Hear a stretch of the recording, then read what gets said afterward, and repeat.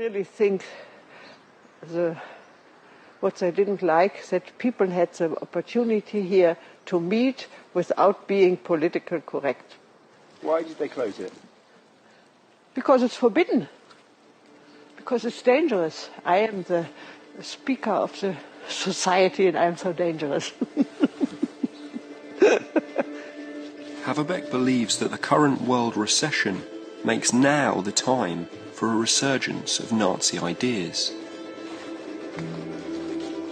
I would say National Socialism is a better way than capitalism or communism. That is quite clear, that I would say. Because economy as it is now is deadly. It's really deadly to the earth and to the human beings. We see it now.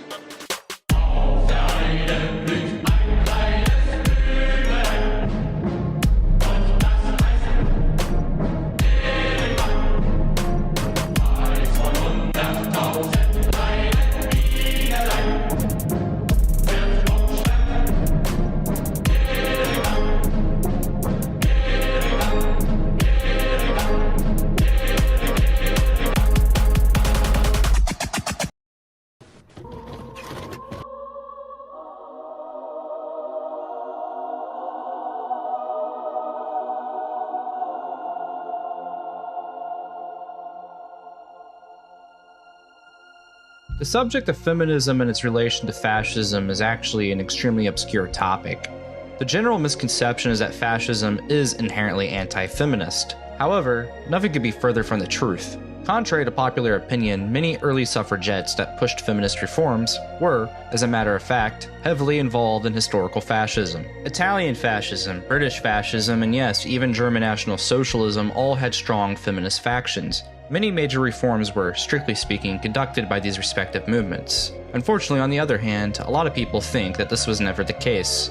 In fact, many have a warped view of fascism and National Socialism when it comes to women, or even feminism. A great number of regular people, including to some extent modern fascists and National Socialists, think contrary to this from a position of ignorance and contempt. Yet, these respective ideologies were not anti-feminist by nature. Instead, they implicitly are pleading for a return to tradition, which is something these movements actually rejected. Though not completely related, I will actually be covering in a different video the subject of futurism, on how these were modernist movements, aka futuristic, to varying degrees, that broadly had overlap with the progressive movement in the case of National Socialism. This ranged from allowing women into the workforce, to supporting mothers, and yes, even voting on specific issues within women leagues to governmental organizations.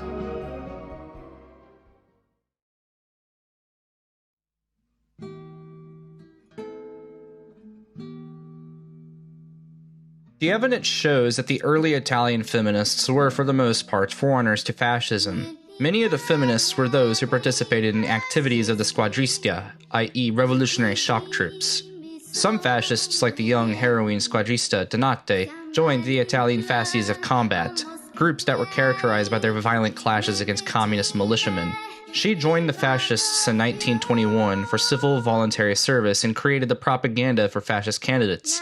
She was frequently attacked by anti-fascist groups. Many fascists said that she had a baptism by fire for fearlessness and standing between the whistle of bullets shot at her. 𝔽𝕚𝕚𝕚, with a paramilitary group of squadrismo, many from central Italy, succeeded in occupying the city of Rome during a mass Italian general strike of anti-fascists. She took part in the rescue operation, and 𝔽𝕚𝕚𝕚 was one of the only women to take part in the fascist march on Rome. In 1923, she applied to join the paramilitary Black Shirts Volontaire Militia for National Security, formed in that year on March 4th. Mussolini said this about her, quote, "I have known of her fame for a long time, and I know that she is a fierce Italian and an indomitable fascist."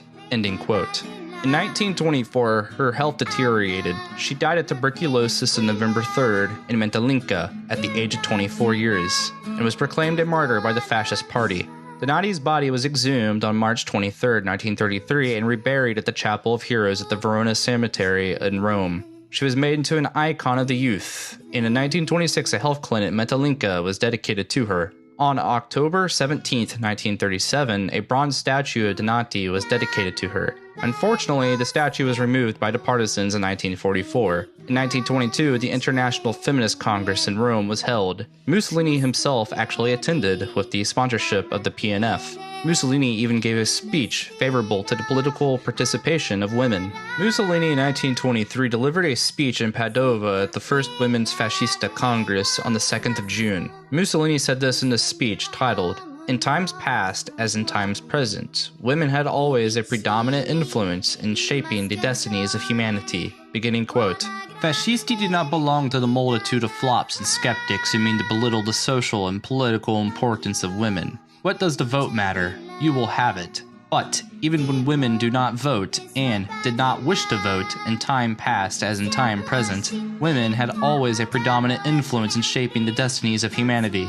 Thus, the women of Fascismo, who bravely wear the glorious black shirt and gather around our standards, are destined to write a splendid page of history to help with the self-sacrificing deeds, Italian Fascismo.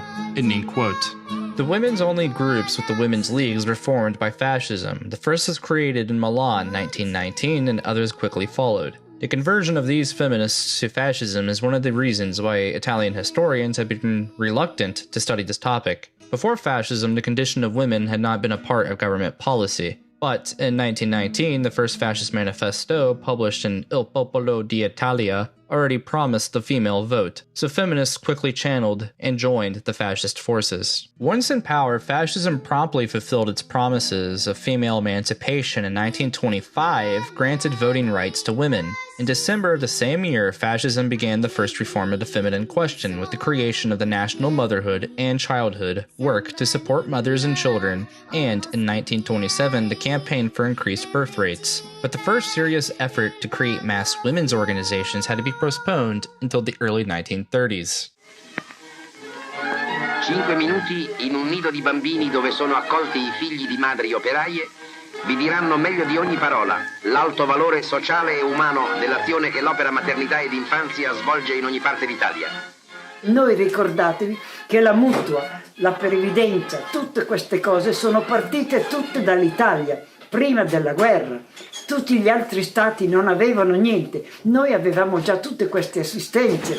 Le ragazze madri, che allora non era come adesso, se rimanevano incinta, venivano allontanate da casa. Allora noi le raccoglievamo e c'erano dei posti dove venivano ricoverate e venivano soccorse. Però da ragazze italiane, perché anche le suore, siccome avevano sbagliato, invece di essere vicine, le trattavano male e gli dicevano le parolacce. Una ragazza può anche sbagliare. One of these organizations that was promoted by the state was, funnily enough, the Association of Jewish Women of Italy. To achieve the desire of women to identify and serve the national community, the regime began a difficult balance in pursuit of modernization and emancipation. After 1925, feminists turned their efforts to social volunteering and cultural activism, giving rise to a new feminine subculture of national dimensions. This came to be defined as healthy feminism as opposed to vain feminism. The feminists were as a collective the most enthusiastic about fascism, since there were very few feminists who opposed it, mainly conservatives. These were the official groups that historiography has wanted to ignore in favor of vain feminism to present to the public the anti-fascist view, pushing the narrative that fascism was an anti-women ideology motivated by some vague appeal to traditionalism. Fascism gave life to a broad spectrum of maternalistic policy, criminalization of abortion, protection and guarantees for maternity, loans for married couples and newborns, career preferences for parents of large families, institutions of health and social assistance for the family and childhood. This fascist feminism is found at its peak as interpreted by Laura Cabarini Castorelli. They were authentic for love of the homeland, a long humanitarianism, and a lively social sentiment to spingere him to sympathize with the fascist program of valorization of victory, of exaltation of the national war. The perfect fascist woman was a hybrid, new and interesting. She served the needs of the family by being a mother, and at the same time took care of the interests of the fascist state by participating in society. This was the essence of Donna Fascista. However, fascist feminism, unlike liberal feminism, does not seek to distance women from the motherhood, or to make them compete with men by equating them in the exercise of male roles. Fascist feminism was not pro-abortion, neither an enemy of the family institution, and therefore cannot be described as liberating from the point of view view of the liberal. Therefore, this fascist feminism does not come to fruition within the global feminist movement, as we know it today, both because of the defeat of fascism on the battlefield and because the greater push of liberal feminism, which led together with the export of Marxist feminism to post-war gender feminism. Now, the maternalistic policy today is considered a disgrace for women. Fascism argues the contrary to this. Maternalism is venerated as a noble value. As for education of both men and women, it says this in Article 11 of S 57.7.1, men and women are admitted to the competitions of qualification exams, with the exception of the competitions of classes 4 and 5, limited to competitions for technical institution, 6 and 7, limited to the competitions of classical high school, and the scientific high school, referred to the attached table, which are reserved for men in competitions and qualifications exams for master gardener and teaching institutions which are reserved for women. As far as the educational reform went, this was actually extremely unprecedented in Italy. During this time too, great importance was attached to female sport, in particular through the creation of women's youth organizations parallel to those of men, as well as the establishment of the 𝔽𝕚𝕚𝕚 in 1925,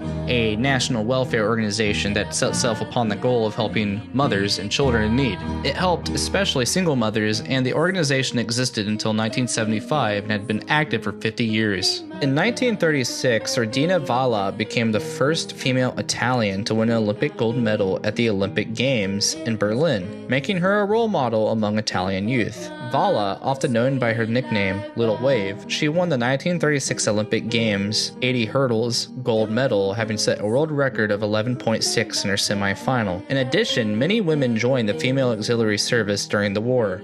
Io ho prestato servizio nelle ausiliari a Novara. Ero crocerossina e facevo servizio presso l'ospedale militare, dove c'erano ricoverati i soldati che venivano dal fronte. Poi ho fatto, un'altra volta siamo andati, hanno fatto deragliare un treno sul Sesia, perciò c'erano lì tutti feriti. Siamo andati lì per recuperarli e una nostra compagna, un'ausiliaria, ha avuto la medaglia d'oro perché ha visto una mamma per terra con la pancia, una donna incinta, e ha visto che arrivava un apparecchio americano, gli si è buttata sopra e quello lì si è abbassato e l'ha mitragliata. C'è la fotografia sul Corriere, la domenica del Corriere di quel periodo lì, in prima pagina c'è la fotografia di questa ragazza che sta salvando col suo corpo questa donna. Valentine D. Saint-Point, though not directly involved in fascism, did have connections with the Italian Futurist movement. By being into the artistic movements of Europe in 1912, she published a manifesto of futurist women. Her feminist ideology in the manifesto revolved around the emancipation of female eroticism by a synthesis of masculinity and femininity into a single being. Her writings caused a stir throughout Europe and were widely translated, placing women at the center of the debates of the futurist movement, eventually being the foundation of the idealization of women in fascism, Donna Fascista.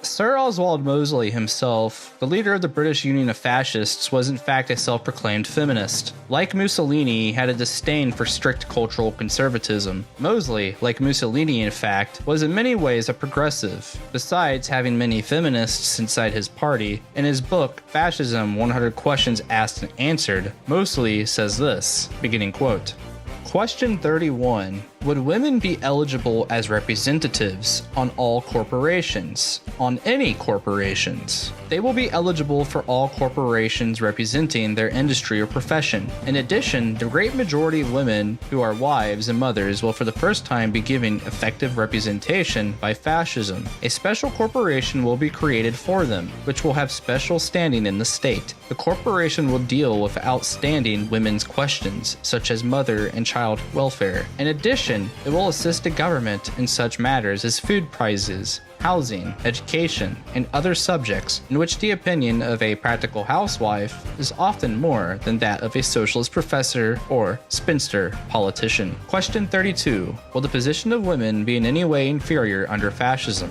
Certainly not. Fascism in Britain will maintain the British principle of honoring and elevating the position of women. We certainly combat the decadence of the present system, which treats the position of wife and mother as inferior. On the contrary, we consider this to be one of the greatest of human and racial functions to be honored and encouraged. But women will be free to pursue their own vacations. Fascism combats the false values of decadence not by force, but by persuasion and example. Ending quote. Like Italian fascism, British fascism gave women many modern reforms. As you can see, this is not a reactionary movement that was interested in making women below men. This is not a movement interested in reviving non-modern social conditions being imposed on society. Fascism has always been futuristic in this regard, in that it looks to the future. Besides Mosley, you also had Nora Elm on Fascism, Women, and Democracy in a 1935 essay in the Fascist Quarterly. Elm found Mosleyite fascism to be a modern and forward-thinking movement, to be a welcoming environment. 25% of the BUF membership were women. Women held positions of authority and leadership in the party, and a number of women, including Elm, were in 1936 put forward by the BUF as candidates for election. The drive and commitment of these members was not unappreciated, as Mosley observed in 1940, beginning quote, "My movement has been largely built up by the fanaticism of women. They hold ideas with tremendous passion." Ending quote. In Elm's published essay in the 1935 BUF Theoretical Journal, The Fascist Quarterly, Volume 1, Number 3, Elm demonstrates her own passion in her own words, presenting arguments for fascism not only as the true guarantor of liberty and women's interest, but also, intriguingly, as a natural continuation of the original suffragette movement, adding extremely parallel points of interest on feminism to Mussolini's fascism. I will not be reading the full essay, but I will still take a brief quotation from it. In this conception of practical citizenship, the women's struggle resembles closely the new philosophy of fascism. Indeed, fascism is the logical, if much grander, conception of the momentous issues raised by the militant women of a generation ago. Nor do the points of resemblance end here. The women's movement, like the fascist movement, was conducted under strict discipline and cut across all party allegiance. Its supporters were drawn from every class and party. It appealed to women to forget self-interest, to relinquish petty personal advantages and the privilege of the sheltered few for the benefit of the many, and to stand together against the wrongs and injustices which were inherent in a system so disastrous to the well-being of the race. Like the fascist movement, too, it chose its leader, and once having chosen, gave to that leader absolute authority to direct its policy and destiny, displaying a loyalty and a devotion never surpassed in the history of this country. Moreover, like the fascist movement again, it faced the brutality of the streets, the jeers of its opponents, the misapprehensions of the well-disposed, and the rancor of the politicians. It endured the hatred of the existing government, and finally the loneliness of the prison cell and the horror of forcible feeding. Its speakers standing in the open spaces and at the street corners were denied the right of free speech. Its champions selling their literature, spat upon and reviled. Its deputations were manhandled. Suffragettes became the sport of any rowdy who cared to take the law into his own hands. To make the analogy the more exact, no calumny was too vile and no slander too base to set about the moral character of its leaders, or the aims and objects of the women who owed them allegiance. Annie Brock Griggs, another important feminist and early member of the BUF, joined partly in response to her disappointment with establishment conservatism. She made herself a name because of her speeches, and in recognition of her talents was appointed to the BUF staff as Women's Propaganda Officer in 1935. Later, she was to be promoted to the Chief Women's Officer, national leader of the movement's women's division, and represented the views of female members in the women's page of party newspaper Action. In 1937, Annie Brock Griggs stood unsuccessfully as a BUF candidate for Limehouse, East London, and she was active in the peace campaign against entry into World War II, detained during the war under defense of Regulation 18B. When released, she joined Mosley's post-war union movement, but suffered from ill health. She died from cancer in the 1960s. She published a pamphlet in 1936 called Women and Fascism, 10 Points of Fascist Policy for Women. This was a statement on the BUF's official stance on women's issues, approved of by Mosley himself. The writings has a strong focus on welfare and social reform with the purpose of benefiting women. These benefits, briefly summed up, were 1. Women having representation in Parliament. 2. Legalistic equality for women. 3. Equal pay for equal work. 4. The right to work and vote. 5. Improvement of working conditions for women. 6. Removal of all sexual discrimination. 7. Support for health and maternal infant welfare. 8. Affordable housing for families. 9. Free nursery schooling and free higher education. 10. An affordable food supply for families. The women in the BUF also held positions in security and took part in self-defense courses. Female members of several organizations were trained in jiu-jitsu, as Fascist Weekly reported, quote, "No male member of the BUF is permitted to use force upon any women, and women Reds often form a highly noisy and razor-carrying section at fascist meetings. Thus, we counter women with women," ending quote. In the book Feminine Fascism, Women in Britain's Fascist Movement by Julie V., Julie talks about Mary Richardson, a suffragette best remembered for defacing Rockaby Venus during a Votes for Women protest in 1914. At her worst, she's remembered for committing a number of acts of arson, smashed windows at the Home Office, and a bombing of a railway station, all for women's suffrage. She became one of Mosley's black shirts in the 30s, as did her friend, the Hitler-inspired Mary Allen, who traveled Europe investigating the workings of fascist regimes. Mary Allen's enthusiasm was shared by Margaret Dawson, and the two soon established a professional and intimate relationship, living together in London between 1914 and 1920. Allen, with her lesbian partner Margaret, had overseen the creation of Britain's first division of female police officers. Before that, had been active members of 𝔽𝕚𝕚 Pankhurst's Women's Social and Political Union. Allen said this about the BUF. I was first attracted to the black shirts because I saw in them the courage, the action, the loyalty, the gift of service, the ability to serve which I had known in the suffragette movement. Allen met a number of fascist leaders abroad, including Iona Duffy in Ireland and Mussolini in Italy. In 1934, she met with Hitler and discussed women's police with him. She was captivated by Hitler and expressed her admiration for him in public. Although her links to Oswald Mosley's British Union of Fascists were unofficial until 1939, she engaged in various militant activities, including the formation of the Women's Reserve in 1933, which was intended to serve the country in the event of subversive forces taking over. Once she had joined the BUF, she wrote numerous articles for its newspapers and openly declared herself to be a fascist. The historian Julie V. has argued in Feminine Fascism, Allen was a prominent supporter of Mosley's British Union, a movement she claimed she had joined due to her sympathy for its anti-war policy.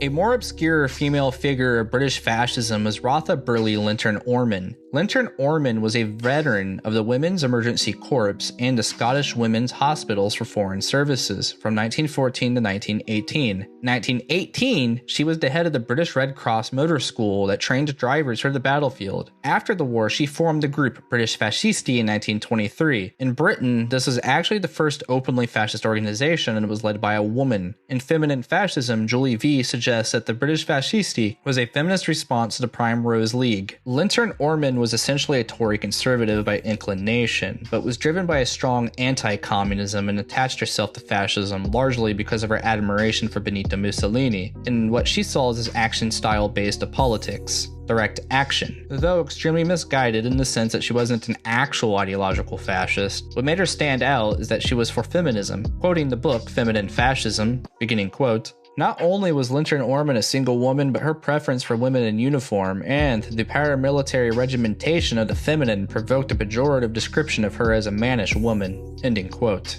Her preference for women in uniform referred to masculine inclinations, lesbian eroticism, and a general fervor for patriotic conformity. Eventually, she would fade into obscurity as her movement fell apart. After, she became addicted to drugs and alcohol. Other problems, such as having a more conservative worldview, contributed to being sidelined by actual fascist organizations, like Mosley's BUF.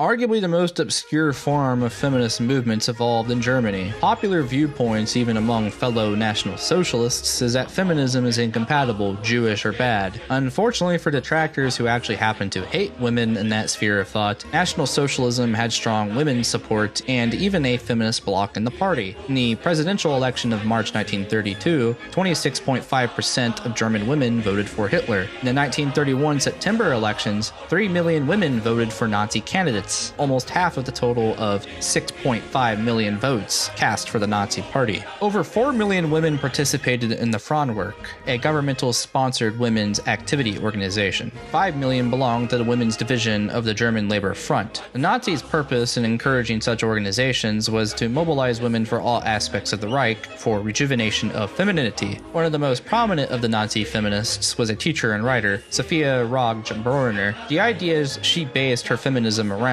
like fellow members of the NSDAP's feminist bloc, was the veneration of a semi-mythical Nordic golden age of sexual equality, and their belief that a true national community based upon harmony and class comradeship was seen as impossible if the state continued to discriminate against half of the German population on sexual grounds. Sophie never officially joined the NSDAP, although she had been a member of various other German Volkisch groups, including the National Socialist Freedom Movement. She was still a fanatical supporter of National Socialism, was very active within the Volkisch literary movements, and like so many German nationalists, she greeted the new Hitler government in 1933 with enthusiasm. When Hitler came to power, Sophie made a memorandum that was soon published as the lead article of a newly established National Socialist journal, the German Female Fighter, and later it was compiled with multiple similar articles of Nazi feminism in the 1933 book, German Women Address to Adolf Hitler. This publication did receive brief written acknowledgement from the Prussian Reich Kommissar, Hermann Göring. Eventually the book was banned by the government in 1937, but it did accomplish minor reforms. These slight reforms, of course, could be women's organizations, maternal support, affordable housing, and other various pro-family, pro-mother policies, quite similar to those of Italian fascism and the BUF.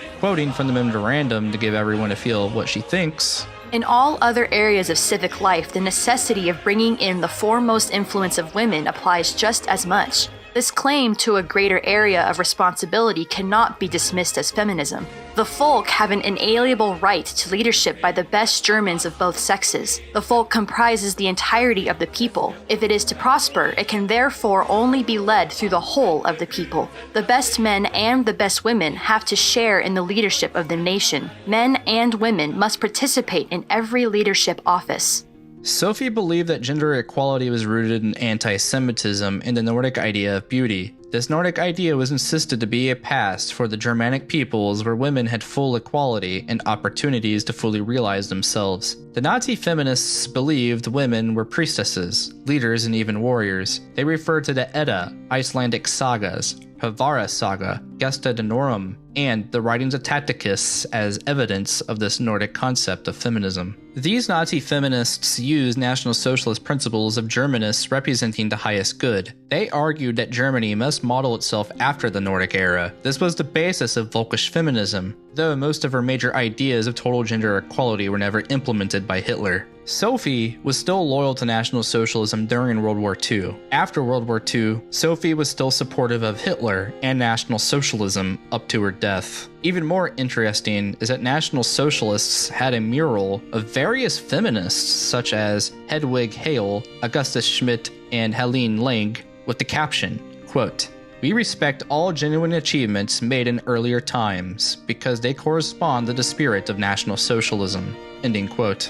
Emma Hadlick, another feminist, sparked a debate in 1926 with an article in the National Observer, the official NSDAP party newspaper. Hadlick attacked Elsbeth Zander, then head of the women's organization associated with the Nazi Party, and provoked a series of charges and countercharges published in the paper from January to April 1926. Many of the issues raised surfaced again in 1933 with the publication of a book of essays, German Women Address to Adolf Hitler. Even after the National Socialists' assumption of power, the Nazi feminists continued to express their views. They believed that women, while different from men, were fully capable and intelligent and could make important contributions to the German people in many ways other than motherhood. In a truly German society, they claimed women would work and fight alongside their men, everyone struggling together for the national community. Nazi feminists used anthropological theory and postulated matriarchy as the earliest form of social organization. But more significantly, they argued that in the ancient Germanic society, men and women had been equally important. The argument between Nazi feminists and their opponents centered around the historical nature of Germanic society rather than the desirable conditions for the future. All of these arguments by Nazi feminists conform to National Socialist principles, but at least one woman went beyond these limits and adopted lines of reasoning reminiscent of the radical modern liberal anti-gender feminism. Ingrid Reichenau's essay on Gifted Women, a longer version of which she sent to Hitler in 1932 of March, argued that women had to have access to influential positions not only for the good of the state, but also for their own personal fulfillment. She defended career women from charges of causing unemployment, preferring to remain single, and the absence of desire for children. She accused men of seeking only comfort in marriage and therefore avoiding strong, intelligent women. She insisted that talented women with careers would make better mothers and full-time mothers. She cited Maria Theresa with her 16 children and Clara Schumann with her 8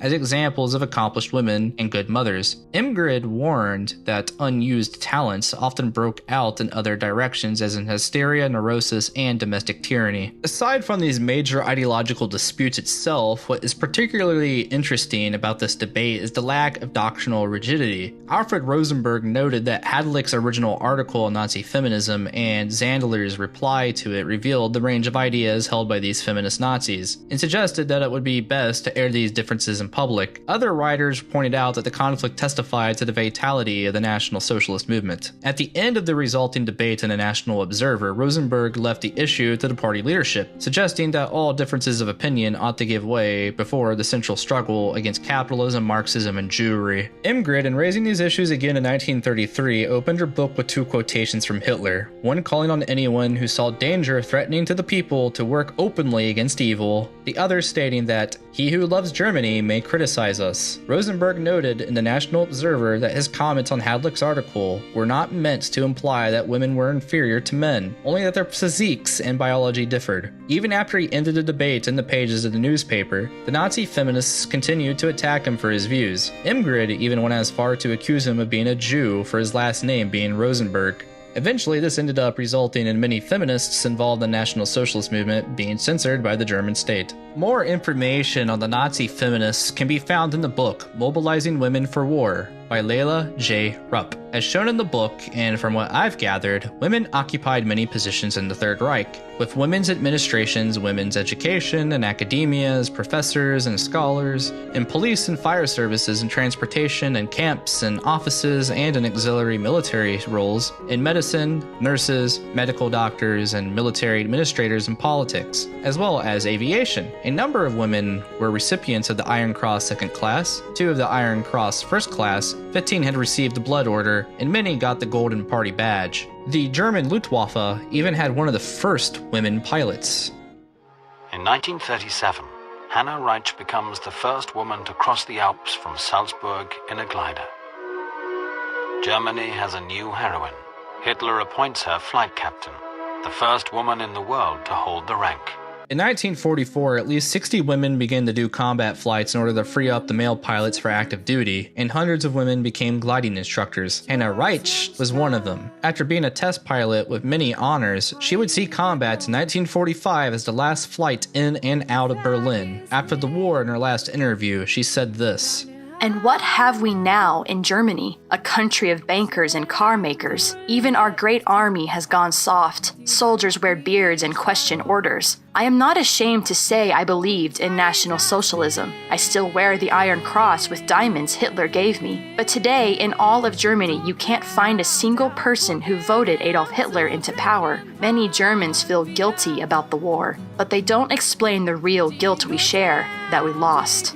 Hello everyone, this is Censored Anon, and I just wanted to add in this small portion. Once 𝔽𝕤𝕚 was done writing the script, he found some more information related to this topic that he unfortunately was not able to add in at the time. So I've decided to add this small segment for him. But before I go any further, I recommend that those of you who have Telegram check out the channel Frauenwerk. They have lots of cool information dedicated to women in both fascism and National Socialism. Furthermore, Zolt even found stuff related to a woman named Eleanor Bauer. She was one of the key founders of the NSDAP, helping Hitler from ground zero. Bauer served as a nurse during World War I and then assisted the Freikorps Oberland troops during their battle against the Bavarian Soviet Republic in the Baltic Campaign in 1919. Bauer was arrested on the 11th of March 1920 for disturbing the peace following an anti-Semitic speech at a women's rally in Munich. Her subsequent acquittal made her a hero of the Nazi movement.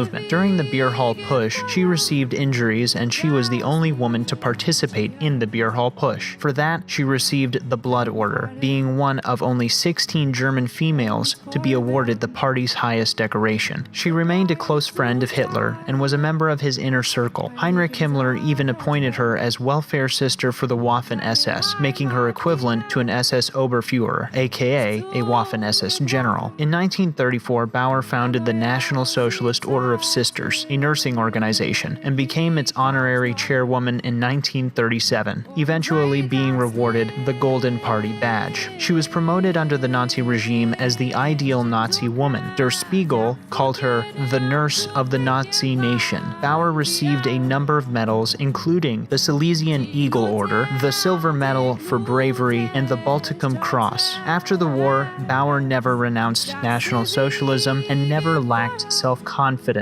once stating, "There is only one Frederick the Great, there is only one Adolf Hitler, and there is only one Sister Pia."